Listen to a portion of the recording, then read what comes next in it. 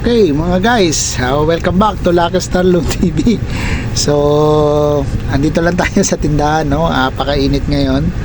So, nagpapahinga po ako ngayon dahil katatapos ko lang po magpaligo ng ating mga warrior, no?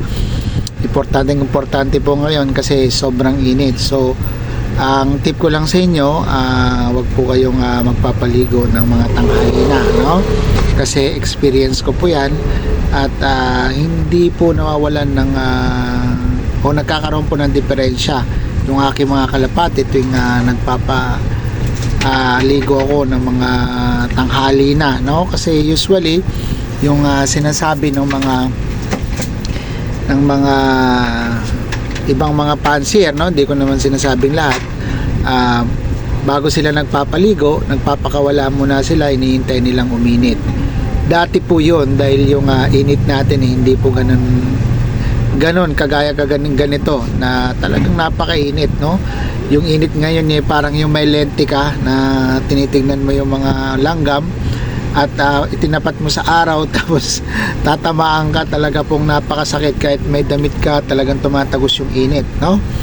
Pero hindi po yan ang natin yung topic natin. So ang topic natin ay sign, no? So makakatulong po talaga yung pagtingin sa eyesight ng kalapate, which is sa ibang bansa yun po yung nagiging usap-usapan. Nakikita po nila yung mga eyesight na magaganda ng mga kalapate. So ang tanong guys, kapag ba inakay pa po ba yung ating mga kalapate, pwede po bang makita yung eyesight na kagad nila? So lalong-lalo na ngayon dito sa atin sa Pilipinas, may inner ring na po yung singsing, no? So hindi mo pwedeng ikabit, dapat within 3 days o 4 days isusok mo na po yung yung singsing ng kalapate. So hindi mo po makikita yung eye sign, no? So ang tawag diyan, so alachamba, no? So unlike na magulang na po sila, makikita mo talaga kung eye sign. So na-identify nila kung panglipad o pang-stock. So pero hindi naman po perfect, no? So ako hindi talaga po naniniwala na sa eye sign na yan, ano? Bagaman sinasabi rin ng mga fancier na iba, no, na pag nag-breed kayo, kailangan magkaiba yung mata ng kalapate para maglabas po ng another na naman na mutation, ibig sabihin mutation, gaya ng ibang mga sa mga kulay, kailangan tawag na to yung kulay magkaiba para maglabas po siya ng bago. So ang lahat po masasabi nating eksperimento, no? Habang tumatagal nagiging hybrid, mas gumaganda, pero habang tumatagal nagiging hybrid siya, mas humihina po yung kalidad, no? So para po yung imitation, no?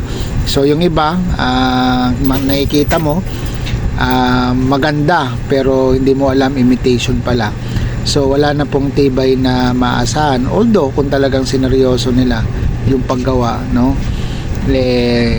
Titibay din naman. Pero dito sa ating mga alaga, kagaya po ng virus yan, yung pinagmulan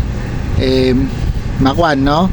Malakas habang nagmutate po siya na nagmutate, although na parang maganda na siya pakinggan, pero napakahina po. So ganun po yung mga dapat isalang-alang ninyo kapag nag-iisip ko kayo. So natural lang po yan, no, na mag-research tayo para at least, no, meron tayong konting knowledge about sa mga ganyang mga bagay, para at least kung sakaling may mga usap kayo, hindi naman kayo magbukang tanga, no? So ngayon open na po yan, no? Lahat po ng kalapate magaganda na.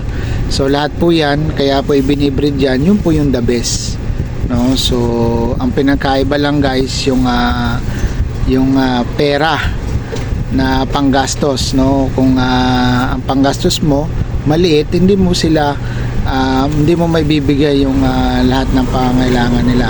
Although na wala ka talagang ginagastusan at sila yung priority mo, maaari na mawastuhan mo, unlike na talagang marami kang budget, no, marami kang budget. So kung ano yung kailangan ng mga kalapati mo, na makukuha mo, unlike na tayo, lalong lalo na sa akin, ano guys, hindi naman ganun kalaki yung budget natin parte sa kalapati, kaya kumukuha na ako, gumagamit po ako ng alternatibo. So kumbaga sa gamot, generic, no? So wala naman pong masama doon as long na yung kalapati nyo nasanay. So ganun po. Balik po tayo sa eye sign. Yung eye sign po kasi suntok sa buwan yan, no? So yung iba kasi pag nanalo yung kalapati, titignan yung eye sign, no? Kalimitan mahilig dyan yung mga Chinese. So kagaya ng Taiwan, nagpupungsoy sila, sabi ino-auction, tinitignan yung mata. Pero kung ang basihan talaga yung eye sign na maganda, marami na pong nanalong kalapati, no? At mapapansin nyo sa karera ng kalapati, wala pong nakakadomina, no? So napakahirap nga mag first overall ng 3 beses na sunod-sunod o 2 beses na sunod-sunod. Maaari matagal na panahon, no? Pero ang kagandahan lang kapag talagang solido yung lahi ng kalapati mo at talagang masasabi mong matibay, taon-taon meron kang panalo, no? Kahit hindi man mag first overall, pero nandun ka sa top 10. So bihira po yung nakakagawa niyan, no? Yung mga tao pong matatyaga at nagme-maintain po ng linyada, yung mga nakakagawa niyan. Kasi yung iba kasi ang ginagawa po, kapag ilang minuto na kasi ang dali rito pag nagsasalita ka. Yung iba po, kapag hindi po tumitira yung mga kalapati nila, ang ginagawa nila, inaalis nila sa loop nila. Tapos yung mga panagbigyan nila, nagtataka sila bakit napatira. Kasi nga nagtsatsaga sila sa mga ilan lang linyada o 3 linyada, ganon, 2 linyada, kasi nga magastos daw at champion naman yung mga lahi, champion naman yung mga pinagmulan, no? Umaasa rin sila na magcha-champion sila. So hindi po ganoon, no? So pwede po siguro kung gagawin ninyo yung isang bagay na gawa ng kamay, no? So yun kasi may buhay. So hindi nyo malalaman, parang sa tao may lumalabas na matalino, may lumalabas na mga bobo, matapang, duwag. So iba-iba po, no? Iba-iba po ng kaso, no? So ganun din po sa ating mga kalapate, may lumalabas na magaling, may lumalabas naman na bobo rin, no? So kaya doon pumapasok pa yung eye sign, kinokonekta po nila yung eye sign doon para yung makita, doon po daw makita kung yung kalapate mo talaga ay pang breeding o pang flyer talaga o pang laban. Kasi nga merong mga kalapate na umuwi lang pero hindi nakaklak, pero umuwi po. Ang isa lang po masasabi ko dyan, isa po yan ng matibay po talaga yung kalapate. Ibig sabihin maganda yung blending ng dugo nila. Although siguro hindi nyo mo pa panahon para manalo, no? Minsan nga mananalo ka na nga lang, tumambay pa yung kalapate mo, na-late ka pa ng 1 minuto, yun po yung pinagkatalo mo. Kasi seconds lang po ang labanan, guys, no? Although na dumating kayo ng 9 o'clock, 9.1, 9.2, doon lang po nagkakatalo no? So sa bawat saglit, no? Sa bawat pagdating ng ibon nyo, dapat magmadali po talaga kayo at huwag kayo sasayang ng oras. Kaya nga related po din dyan yung location ng inyong mga kalapate. Mas maganda talaga kung yung makikita ninyo yung nasa taas na po talaga kayo, na kung saan yung mga kalapate nyo rektang dumadapo dun sa kulungan. Unlike kagaya sa akin, kukan muna, no? Tutungtong muna sa bubong o sa kaya sa poste, saka bababa sa akin. So ang laki po ng sasayang. Biruin mo, may minsan masasayang mga 5 minutes, 3 minutes, 1 minute, no? Tapos ayaw bumaba. Tapos pag bumaba, kukanin mo pa, uhulihin mo pa, tapos magkakaskas ka pa ng kwanto. So doon po nakakatalo. So para sa akin, yung eye sign, okay po yan, no? Hindi po natin kinokontra yan, lalong lalo na yung mga ibang pansier. Kasi dito sa Pilipinas, ginakawan na rin yan sinisilip na rin nga yan eh. Ang tanong, kung paano naka-MacArthur yung kalapati mo, no, na naka-special race, tatanggalin mo pa kaya yon kapag nakita mo na pang breeder type siya? So hindi na, kumbaga magbabaka sakali ka, no? Hindi mo na sila tatanggalan pa para kasi nga kagaya nung iba rin, ano, yung pag medyo parang hindi daw healthy, ganon, yung iba pinapatay na nila, ang nililipad nila yung healthy, no? So okay lang yun, no? Wala tayong magagawa doon dahil yun ang katwiran nila. Pero meron pong nananalo na kalapate na hindi mo akalain. Minsan yung hindi mo inaasahan, na alam mo parang apakahina, walang magagawang matino, nabubuisit ka pag pinaronda ka, hindi ganun yung pinapawi ko ng Palo Leyte, no? Mabubuisit ka talaga dahil pag lumipad 2 ikot, 3 ikot, dadapo na ron sa may kanto ng bubong nung kapitbahay ko, no? Wag ka, siya po yung dumulo. Salamat, pasensya No? na.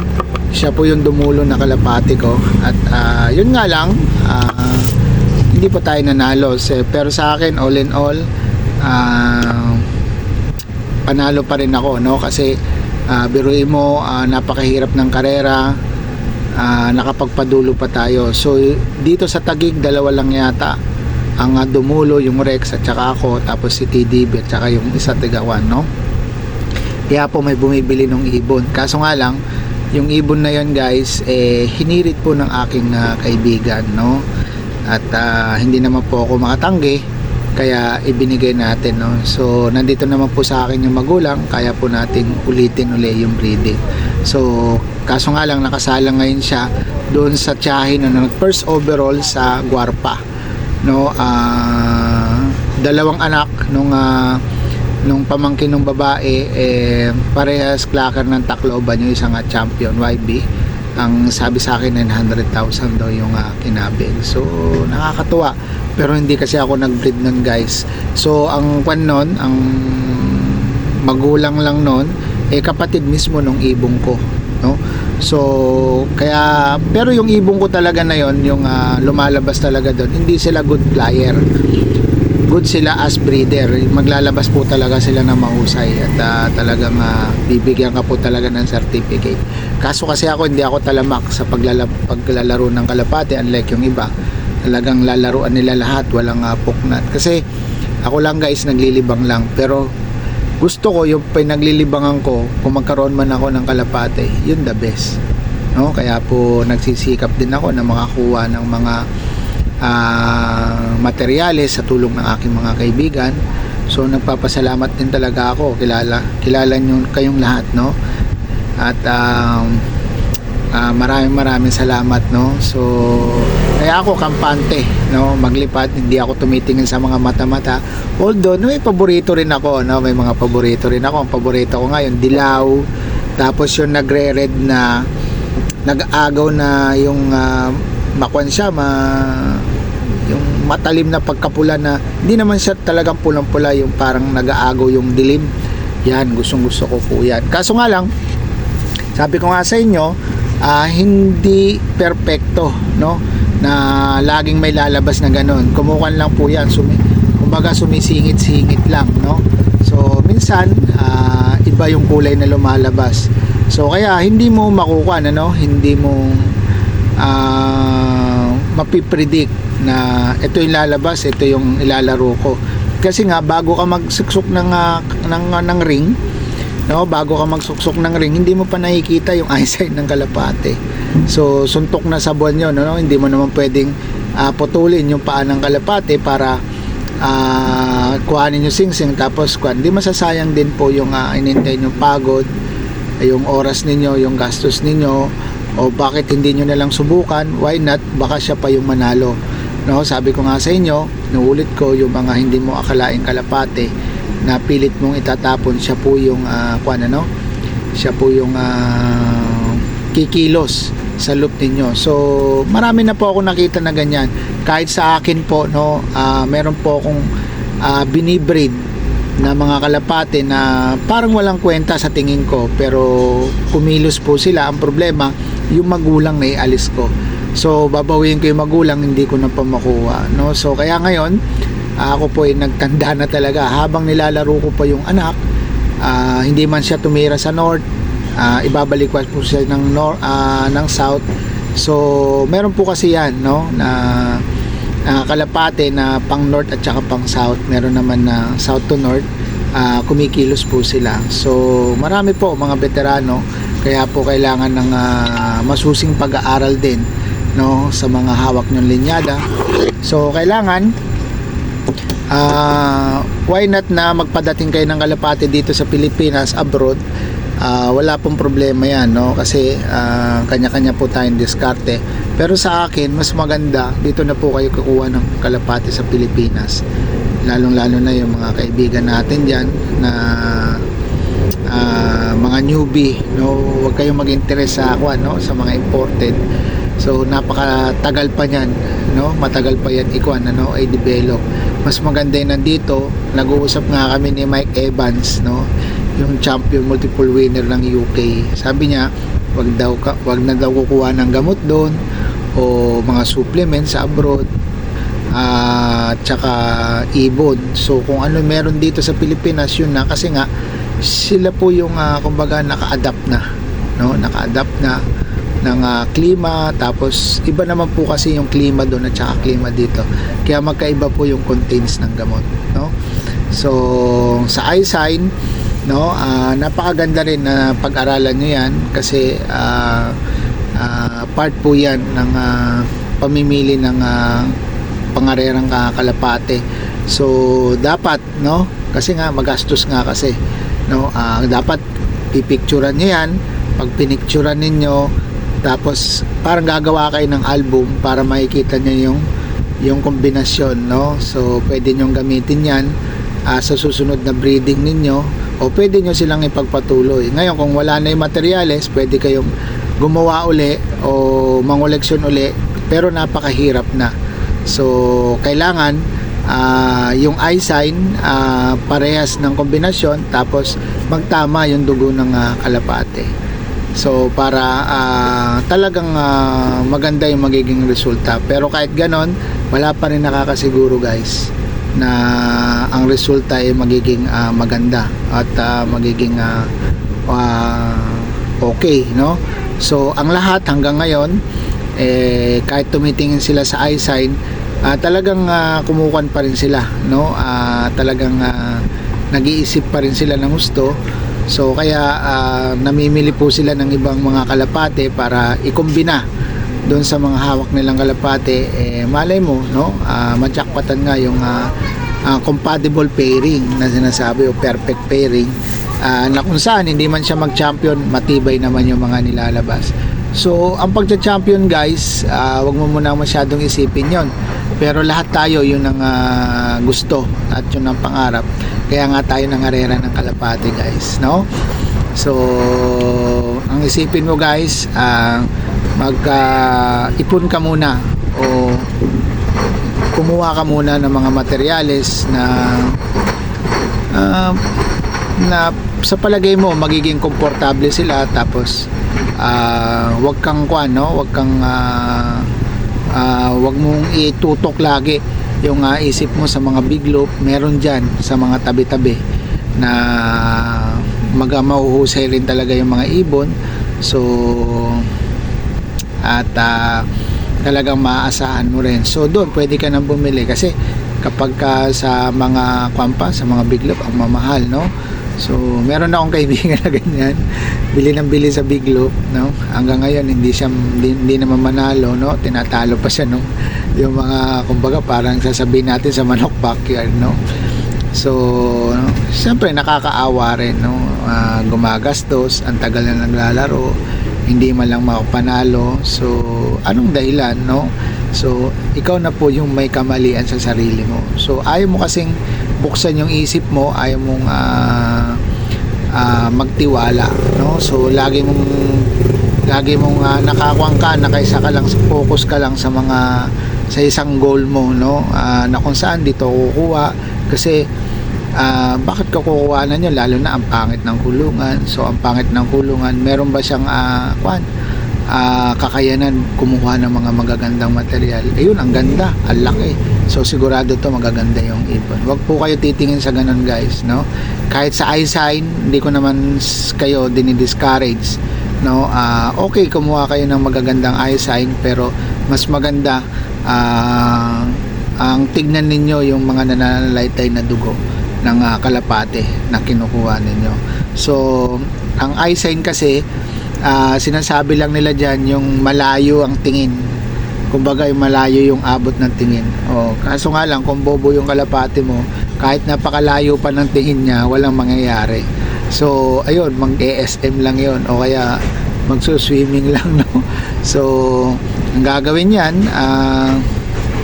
hindi na uuwi sa inyo yan. So ang yung iba naman nagiging problema naman sa conditioning naman, no?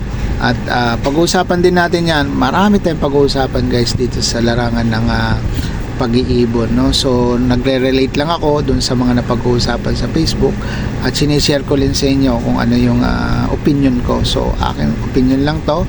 So sana nakakuha na naman kayo ng sarap mag-usap, kaso nga lang ang bilis ng oras, no? Salita ako ng salita rito, 21 minutes na, no? At susunod na vlog ko, sana nandiyan pa rin kayo at huwag nyo kalimutang mag-like and share, subscribe sa ating YouTube channel guys. So sa atin dito, ang pag-uusapan natin yung mga tunay na nangyayari, actual, no? Walang cut-cut to. Basta ako pag nagsalita, diretso-diretso ko, no? So kung susundin nyo, maniniwala kayo, much better, no? So pero sa akin, i-recommend ko rin na syempre wag lang sa akin kayo makinig, no? So ikumpara nyo rin, no, kung tama ba yung sinasabi ko. So makinig din kayo sa ibang mga pansier na nagbibigay sa inyo ng mga tips. So kuhanin nyo lang yung mga dapat nyong mapapakinabangan ninyo at yung kaya nyo lang, no guys? So magandang araw muli sa inyo ng Miyerkules ngayon, no? April 18 yata to, 2024, no? 2024. Hindi ko na alam. Kasi Webes na pala ngayon, no? Wala akong alam sa araw, guys. Basta alam ko lang, lulubog yung araw, kakain ako, magpapakain ako ng kalapati ko, ganun. Hindi na ako nag-iisip ng araw, no? So kaya minsan kakala ko Sabado na, kwan pa lang pala, Biyernes pala. So maraming salamat guys. See you in next vlog. God bless you.